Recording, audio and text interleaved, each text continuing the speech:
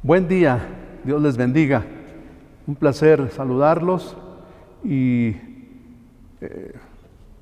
gozarnos que en muchos lugares lejanos aquí a la Ciudad de México nos ven y se sientan también, se concentran un tiempecito para buscar la presencia de Dios. Gracias a Dios que apartamos este tiempo, este espacio. Enviamos un saludo muy fraternal a Ciudad Juárez, a Lucy, una amiga, a Andy, el famoso Andy Panda, su familia también allá en Lerdo, Andy García, Toño Plata en Torreón, allá por el norte del país. Gracias por vernos. En Puerto Rico, Nelly Torres, su familia.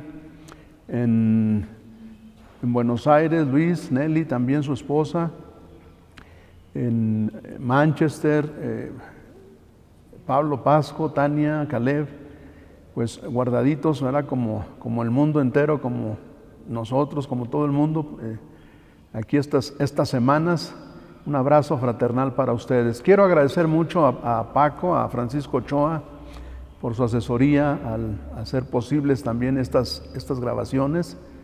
En especial también a Daniel Espinosa, gracias por tu producción, gracias por tu trabajo muy profesional. Estamos muy contentos, muy agradecidos con Dios y también contigo.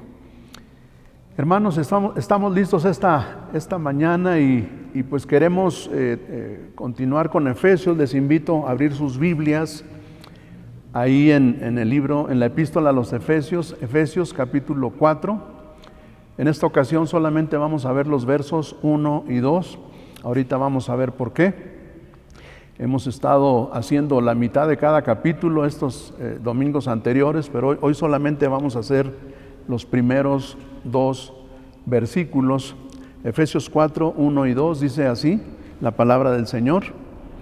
Yo pues, preso en el Señor, os ruego que andéis como es digno de la vocación con que fuisteis llamados, con toda humildad y mansedumbre, soportándoos con paciencia los unos a los otros en amor.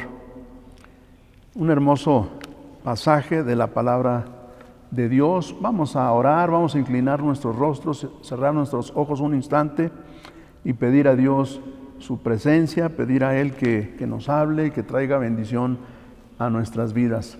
Padre nuestro, Dios y Padre de nuestro Señor Jesucristo, te damos muchas gracias por la vida, Señor, por la salud, por el ser que nos das. Gracias que nos has guardado, gracias que estás con nosotros, que podemos despertarnos hoy, que podemos buscar tu presencia, buscar tu rostro, Señor, y también como familia sentarnos y abrir tu palabra. Rogamos que tú nos hables a través de ella, Señor, que quites toda distracción, que quites todo tropiezo, que nos des toda libertad para ser tocados por el Espíritu Santo, que el Espíritu de Dios toque nuestro corazón, toque nuestro espíritu. Danos espíritu de sabiduría y de revelación, danos entendimiento, Señor, al conocerte a ti y al conocer tu palabra. En el nombre precioso de Jesús. Amén. Amén, amén. Queremos comenzar, mis hermanos, viendo algunas consideraciones generales y pues quiero decirles que estamos exactamente a la mitad de Efesios. De aquí tenemos 3 capítulos hacia atrás y otros 3 hacia adelante, 6 capítulos en total. Hemos visto brevemente los 3 primeros capítulos y decimos brevemente porque cuando mucho hemos tenido 8 predicaciones, 2 introductorias, 2 en el capítulo 1, 2 en el capítulo 2 y 2 en el capítulo 3, 8 predicaciones en total. Cuando pastores como Martin Lloyd Jones, un predicador inglés allá en el Reino Unido, predicó y escribió un libro de cada capítulo. Así que desde ese punto de vista podemos decir que prácticamente hemos compartido solo un bosquejo de lo que cada capítulo en realidad contiene. Así que los animamos a seguir escudriñando la palabra de Dios. Con ese bosquejo tenemos mucho más que hacer con ello. Ahora, quiero compartir también algunos antecedentes. Los 3 primeros capítulos hablan de nuestra identidad en Cristo, es decir, quiénes somos en el Señor, así como todas las bendiciones y privilegios que tenemos en Él. En el capítulo 1 vimos que el Padre nos bendijo con toda bendición espiritual, que nos escogió en Cristo después de haber sido predestinados, y que Cristo nos redimió con su sangre, perdonándonos todos los pecados. Y también vimos que fuimos sellados con el Espíritu Santo de la promesa. En el capítulo 2 vimos que Dios, que es rico en misericordia, y por su gran amor con que nos amó, nos dio vida juntamente con Cristo y nos sentó en lugares celestiales juntamente con Él. En el mismo capítulo vimos, en el capítulo 2, que somos conciudadanos de los santos y miembros de la familia de Dios, y que fuimos edificados sobre el fundamento de los apóstoles y profetas, del cual fundamento Jesucristo es la piedra principal. Por otra parte, vimos 2 profundas oraciones de Pablo por los hermanos.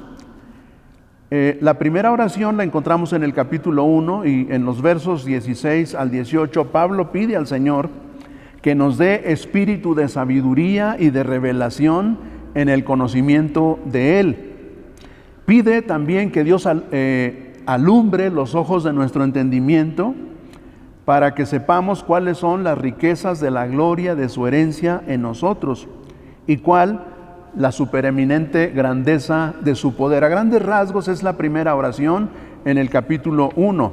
Ahora, hay otra oración en el capítulo 3 que vimos la vez pasada, en los versos del 16 al 19.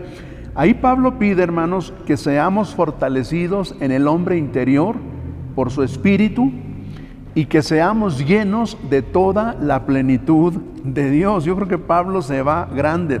Todo esto es impresionante. Pablo habla de un cristianismo poderoso y radical, pero no es para menos. La gran necesidad de nuestros tiempos y de cualquier otro momento de la historia lo amerita. La vida es muy complicada. La vida en este mundo es muy difícil, pero Dios, mis hermanos, nos da recursos suficientes.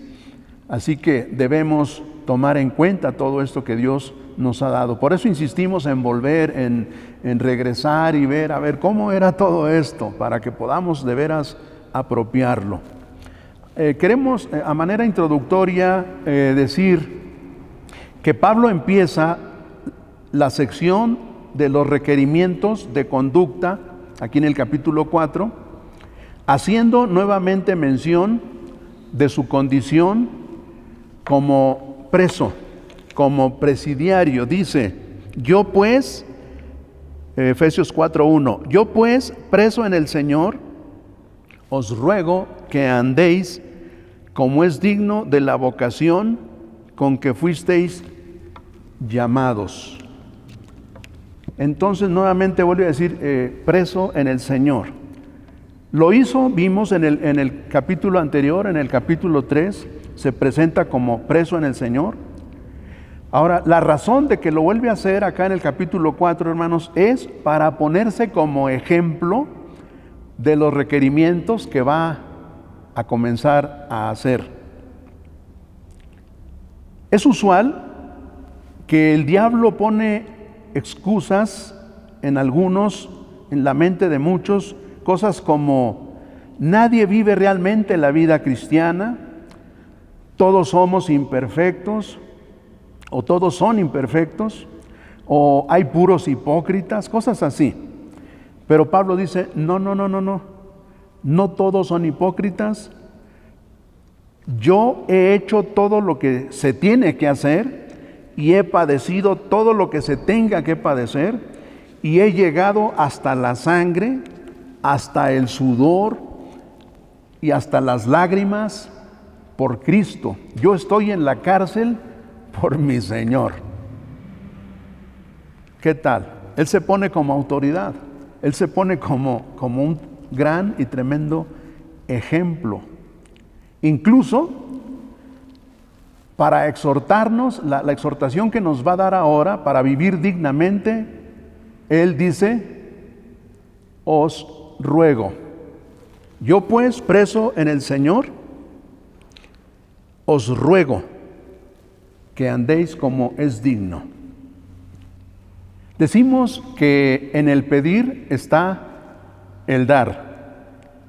Pablo, mis hermanos, independientemente de todas las bases y argumentos que nos ha dado en los capítulos anteriores, e independientemente de su testimonio cabal como seguidor de Jesucristo, él dice: os ruego.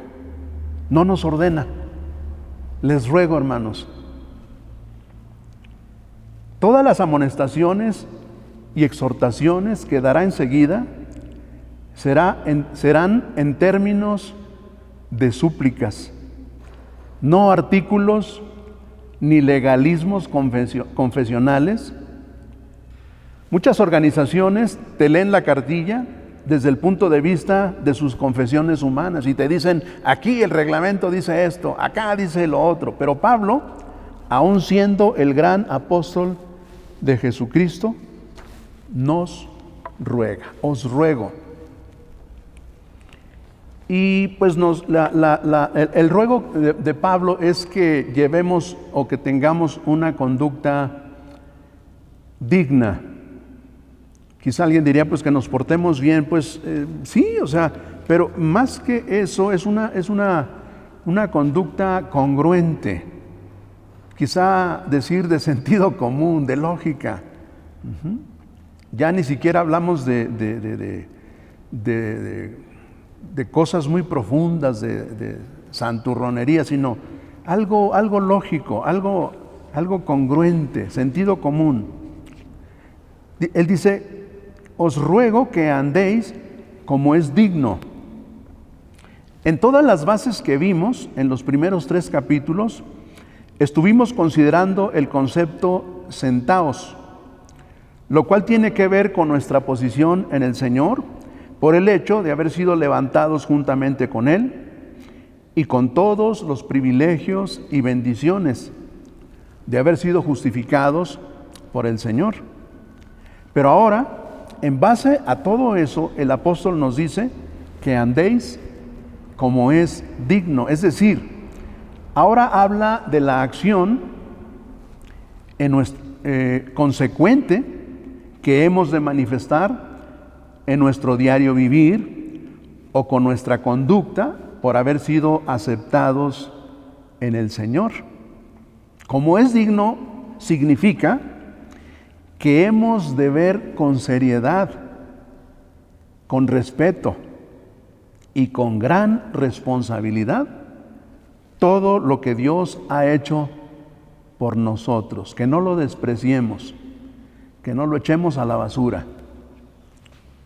Y en la práctica tiene que ver con que llevemos una vida prudente y equilibrada y también decente. Así que mucho cuidado debemos tener con lo que hacemos o con lo que dejamos de hacer, pero sobre todo con nuestras decisiones arrebatadas o independientes del Señor, sin tomar en cuenta al Señor. Mucho cuidado, mucho ojo aquí. Dice Pablo: os ruego que andéis como es digno de la vocación con que fuimos llamados. Se refiere, hermanos, al llamamiento soberano y efectivo que el Señor nos hizo en la salvación. Acordémonos que esto de ser cristianos no es un asunto nuestro, esto es un asunto de Dios que nos predestinó, que nos escogió, que nos amó. Y ahora a ver cómo le hacemos, ahora a ver cómo nos quitamos a este Dios tan grande de encima. Él se propone algo y no termina hasta, no lo deja hasta que lo deja bien terminado. Cuando respondemos al llamado divino, estamos dando un sí al propósito de Dios. Quizá no entendamos muchas cosas. Yo recuerdo que cuando recibí a Cristo, no entendí mucho. No me sabía, cuando recibí a Cristo yo no sabía nada de la Biblia. Después que recibí a Cristo me dieron una Biblia y ¡ah, qué padre! Yo no sabía nada, yo lo único que entendí es que le estaba diciendo sí a Jesús. Con el paso de los años, 4 décadas después, dije, pues ¿qué más quiero? Le dije sí a Jesús. Como dije, quizá no entendamos muchas cosas, pero estamos dando el mejor sí que podemos imaginar. Esto es asertividad. Ser asertivos es tomar buenas decisiones. Entonces, andar como es digno es tomar buenas decisiones, tomar decisiones correctas. Ahora, queremos ver características del andar digno. El apóstol Pablo nos dice, nos habla aquí de la primera característica, cuando dice, yo pues preso en el Señor, os ruego que andéis como es digno de la vocación con que fuisteis llamados. Y no se espera, él dice, con toda humildad y mansedumbre. Esta es la primera característica, mis hermanos, del andar dignos, que Pablo nos requiere. Una de las virtudes cristianas más fundamentales, algo natural y lógico en quienes han recibido y entendido el favor de Dios, del que hemos venido hablando. Puesto que el amor de Cristo nos constriñe, es decir, nos humilla, Dios nos pega con guante blanco y nos lleva a poner la boca en el polvo, diciéndonos, te amo. Así que después de ver su amor y su gracia soberana, no tenemos más que hacer eso, poner nuestra boca en el polvo. Pablo dice, ¿dónde pues está la jactancia? Si fuiste amado, si fuiste perdonado, si fuiste justificado. Él mismo contesta, la jactancia queda excluida. En Efesios 2:9 también nos dice, no por obras, para que nadie se gloríe. La humildad comienza con una conciencia correcta de nosotros mismos, con una visión honesta de uno mismo. Fíjese qué importante es la humildad. Y la primera cosa que una persona honesta ve en sí misma, pues es el pecado. O sea, hablando de honestidad, qué difícil es encontrar personas honestas. Así que lo primero que hace alguien honesto es confesar su pecado. Cuando Pablo se miró a sí mismo con esta conciencia como pecador, dijo esto: Cristo Jesús vino al mundo para salvar a los pecadores, de los cuales yo soy el primero. O sea, no estaba buscando a ver dónde habrá un pecador, no, dice yo soy el primero. 1 Timoteo 1:15. Juan Wesley observa que ni los griegos ni los romanos tenían una palabra específica para humildad, debido a que se trataba para ellos de una característica digna de lástima y de escarnio, obviamente inmersos en la vanidad de sus éxitos y conquistas. Ni siquiera usaban una palabra para mencionar la humildad. Ahora, la antítesis quizá nos ayude un poco para entender lo que es la humildad. Lo contrario de la humildad, vamos a pensar un poco en esto. Lo contrario de la humildad, hermanos, es nada más y nada menos que la soberbia. La soberbia es algo que traemos del mundo y de nuestra naturaleza pecaminosa. Nos jactamos de lo que sea. Si tenemos más dinero que otros, si fuimos favorecidos con una cara bonita, si somos más inteligentes, si tenemos mejor coche. Incluso hay clases sociales y raciales y toda suerte de distinciones entre los humanos. Este era el caso en la iglesia de Éfeso. Era una iglesia grande, era una iglesia de miles de integrantes, de miles de miembros. Media ciudad estaba convertida al Señor. Y pues había problemas así como hemos visto. Y también son problemas de nuestros tiempos, con tanta diversidad en los que integra nuestro entorno. La soberbia es excesiva idolatría, es estimarse a sí mismo demasiado por encima de nuestro valor real, o sea, es creernos mucho, como decimos. Suele ser origen de muchos males en la conducta.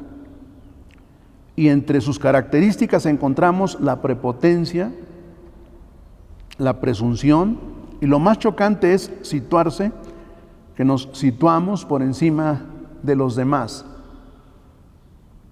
Esto es muy nocivo y destructor en cualquier grupo, en cualquier agrupación, en las relaciones interpersonales. Imagínate en la iglesia. La persona soberbia no ve más allá de sus narices y es incapaz de asumir sus defectos. Por tanto, estos sujetos son en extremo reacios a las críticas constructivas, muestran altanería y se creen suficientes. No necesitan de nada ni de nadie. Siempre intentan llamar la atención y hablar sobre sí mismos. Si no se encuentran en el centro del diálogo, se aburren. Les cuesta tener empatía, más bien buscan reconocimiento. Recordemos que el primer pecado fue la soberbia, y todo pecado después de ese es solo una extensión del mismo. Esto fue lo que llevó al querubín a autoexaltarse por encima del Creador. Decía: seré semejante al Altísimo. En Isaías 14, 12 al 15 habla de esto, y la palabra de Dios dice que fue arrojado del cielo. Igualmente, el primer pecado de Adán y Eva fue la soberbia o la autoconfianza de tener su propio entendimiento independientemente de Dios. Génesis 3:5. La soberbia es el pecado de competir con Dios, mientras que la humildad es la virtud de someterse a Él. La humildad, hermanos, es pues ante todo hacia Dios. Se trata de reconocimiento a Él. Se trata de ubicación de parte nuestra, o sea, de ubicarnos en el lugar que nos corresponde en relación a la majestad divina. La humildad es apertura hacia Dios, disposición hacia Él. O sea, cuando alguien no está dispuesto, está indispuesto, enojado, se ensoberbece y se cierra hacia Dios. El caso de Faraón: ¿quién es Dios? Yo no lo conozco. Aunque también Pablo dice, nos dice ahora en nuestro pasaje que para andar dignamente, dice, hermanos, los exhorto a que anden con toda humildad y mansedumbre. Que esta no debe enfocarse solo hacia Dios. O sea, no dice solamente humildad, sino dice con toda humildad. Si dijera nada más humildad, quizá nos enfocaríamos solo en Dios. Pero dice con toda humildad. Entonces quizá esto implique que nos enfoquemos hacia donde nos enfoquemos. Al plantearla aquí, al inicio de toda práctica cristiana, en realidad debe tratarse de algo muy importante para con nuestros semejantes también. Jesucristo dijo: aprended de mí, que soy manso y humilde de corazón, y hallaréis descanso para vuestras almas. Aprended de mí, que soy manso y humilde. Y Pablo nos dice con toda humildad y mansedumbre. Cierro este temita de la humildad recordando algunos pasajes. En 2 de Crónicas 7:14 el Señor dice: si se humillare mi pueblo, el texto tan famoso, tan conocido, si se humillare mi pueblo, y pues ¿cuándo se va a humillar el pueblo de Dios? El pueblo de Dios. Clásica palabra que conocemos, Mateo 23:12, el que se enaltece será humillado y el que se humilla será enaltecido. Y otro famoso y hermoso verso en el Salmo 51 y verso 17 dice: al corazón contrito y humillado no despreciarás tú, oh Dios. Entonces, la manera, hermanos, para que nuestro Dios nos haga caso, para que Dios se acuerde de nosotros, es humillándonos ante Él. Gloria al Señor.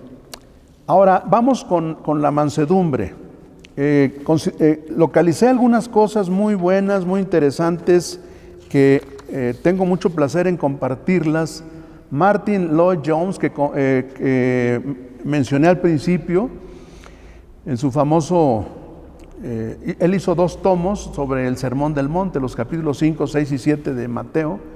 Él hizo 2 tomos en predicaciones, y conseguí algunas cosas, encontré algunas cosas sobre la mansedumbre que tengo mucho placer en compartírselas. La mansedumbre es básicamente tener una idea adecuada de uno mismo, o sea, muy parecida a la humildad, y se manifiesta en la actitud o conducta que tenemos hacia los demás.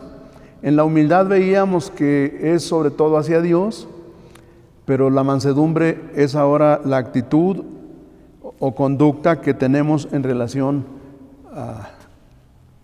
a nuestro prójimo.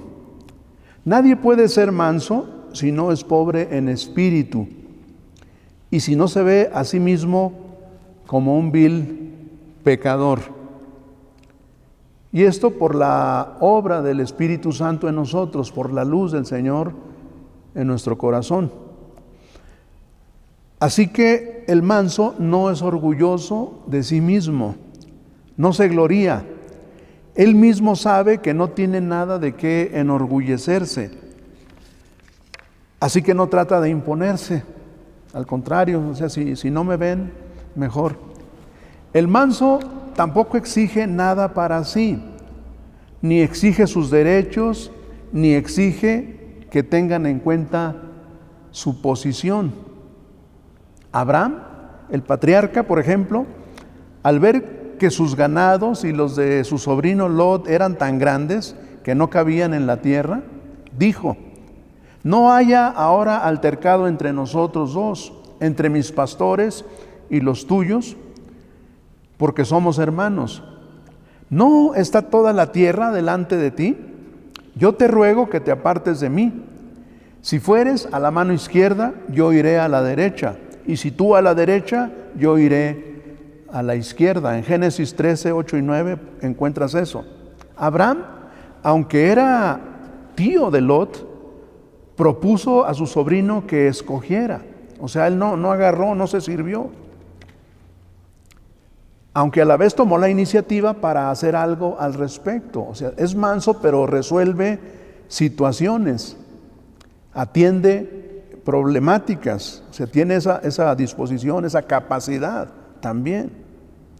Pablo escribe en Filipenses capítulo 2 y versículos 5 y 6: haya pues en vosotros este sentir que hubo también en Cristo Jesús, el cual, siendo en forma de Dios, no estimó el ser igual a Dios como cosa a que aferrarse. Haya pues en ustedes este mismo sentir, así como el de Cristo, que siendo Dios no estimó eso como cosa a que aferrarse. O sea, no dijo: yo soy Dios y de aquí me agarro y no me muevo. El Señor, hermanos, no se aferró al hecho de ser Dios, ni exigió sus derechos correspondientes. Él se despojó a sí mismo. ¿Qué piensa el mundo? ¿Cómo ve el mundo la mansedumbre? El mundo piensa en función de fortaleza y poder. Era el caso de los griegos y romanos, así como del mundo actual. Cuanto más afirman su personalidad y manifiestan lo que son, tanto más probabilidades de triunfo auguran. Pero esta cualidad en el cristiano nos recuerda que somos completamente diferentes del mundo. El cristiano es diferente en esencia porque es un nuevo hombre en Cristo, una nueva creación. Jesús dice, bienaventurados los mansos, ahí en Mateo 5:5. Esta era también una enseñanza totalmente opuesta a la manera de pensar de los judíos, quienes esperaban un Mesías militar y poderoso que les libraría del yugo romano. Incluso los cristianos en ocasiones pensamos que vamos a triunfar con poderosas organizaciones. En ese sentido, pareciera que Dios piensa al revés. En la historia de Gedeón, por ejemplo, parece que el Señor fue reduciendo el número del ejército en lugar de incrementarlo. Iban contra 135,000 amalecitas. Ellos eran 32,000, se juntaron y Dios dice, no, son muchos. Diles que los que tengan miedo se regresen. Se regresaron 22,000, quedaron 10,000. Y Dios dice, no, son muchos. Ve y escógelos todavía. Ahí en Jueces 7 está esta historia. Dice que quedaron 300 y Dios dijo, con esos, para que vean que la victoria es del Señor, para que no piensen que ellos fueron los que se salvaron. Así pues, la mansedumbre es la cualidad del auténtico cristiano que causa verdadera sorpresa porque se opone de manera radical a como el hombre natural piensa. Pablo dice, con toda humildad y mansedumbre. Vamos a ver brevemente lo que no es la mansedumbre, porque podemos equivocarnos. La mansedumbre no significa indolencia, no significa que pues no hacemos nada hacia las cosas, no resolvemos nada, no, pues ni modo. No, eso no es mansedumbre. Ni estamos hablando de personas calmadas, personas tranquilas, todo eso es en lo natural, en lo humano, serenas o amables. Cualidades, como dije, que tienen que ver con la naturaleza humana. La mansedumbre tampoco significa personalidad débil o carácter débil. No significa paz a cualquier precio. Es importante subrayar que la mansedumbre no es una cualidad natural, o sea, humana, sino un fruto sobrenatural del Espíritu Santo. Acuérdense del famoso pasaje de Gálatas 5, 22 y 23 que dice, mas el fruto del Espíritu es amor, gozo, paz, paciencia, bondad, fe, mansedumbre, templanza, etcétera, ¿verdad? Entonces es fruto, es parte del fruto, es algo sobrenatural que solamente los nacidos de nuevo en Cristo Jesús pueden manifestar. El manso no está velando siempre por sí mismo y sus intereses, ni está siempre, ni se la pasa a la defensiva. No es tan susceptible, ni se pasa la vida atento a sí mismo.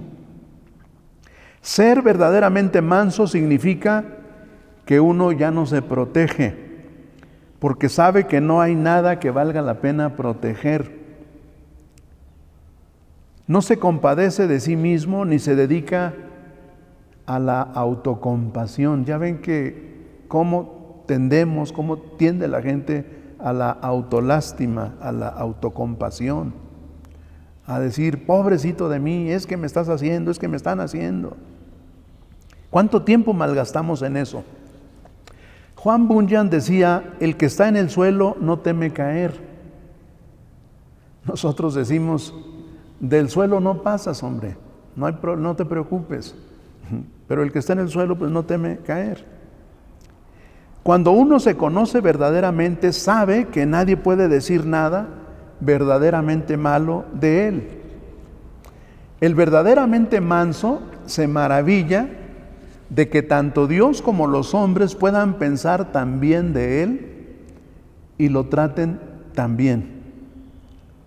La mansedumbre, hermanos, implica un espíritu dócil, totalmente dispuesto a oír y recibir enseñanzas de otros.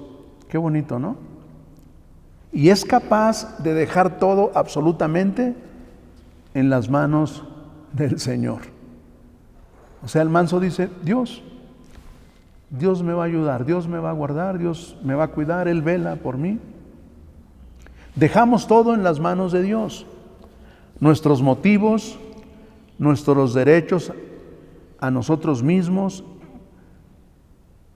con tranquilidad de espíritu, puesto que Cristo dice que los mansos recibirán la tierra por heredad. Una paradoja enorme.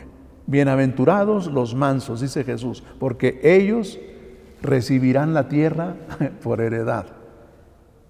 En términos coloquiales diríamos, ellos son los ganones. Ajá. Sin embargo, el manso es capaz de actuar con justicia o enojo cuando la palabra o el nombre de Dios están de por medio, como lo hizo Jesús cuando la casa de su padre estaba siendo utilizada como cueva de ladrones. En Mateo 21:13 habla de eso. Pablo dice que es posible enojarse sin pecar. Ahí mismo en Efesios, en 4:26 dice, airaos, pero no pequéis. O sea, en determinado momento hay una reacción, en determinado momento somos humanos y alguien se está pasando de listo y pues también reaccionamos y decimos, hey, no me pises. Pero Pablo dice, enójense, airaos, pero no pequéis. Alguien manso puede tener una gran personalidad, puede tener autoridad y puede tener poder. Incluso pueden ser personas dispuestas a defender la verdad con su vida, si es necesario. Terminamos, hermanos, diciendo que es indudable que el exceso de amor propio, la soberbia, es tan dañino como lo es también la ausencia del mismo, o sea, el otro extremo. No podemos vivir enteramente dedicados a nuestros caprichos, por un lado, pero tampoco es saludable poner siempre a los demás por encima de nuestras necesidades. El sano equilibrio es importante, es siempre lo que debemos buscar. Gracias a Dios por hablarnos en su palabra, por guiarnos, por enseñarnos que el camino de la armonía en la iglesia son la humildad y la mansedumbre. Los animamos a continuar, hermanos, con este plan de estudios. Permítanme orar y bendecir a nuestro Dios, dar gracias. Señor, te amamos, Padre, y te bendecimos. Damos gracias por tu presencia, Señor. Damos gracias por estar aquí. Damos gracias que nos abres tu palabra, Señor. Y rogamos al Espíritu Santo que la grabe en nuestro corazón, en nuestro espíritu. Buscamos tu rostro, Padre, buscamos tu presencia y nos encomendamos a ti. Bendice a cada oidor, Señor, a cada persona a invitados, bendícelos de una manera muy especial. A los de casa, gracias, Señor, por sus vidas. Líbranos, guárdanos, levántanos y sosténnos. Pelea tú por nosotros, Señor. Y enséñanos a orar, enséñanos a buscarte, Señor, a seguir disponiéndonos, a seguir doblegándonos ante ti. En el nombre precioso de Jesús. Amén. Amén. Amén. Dios les bendiga.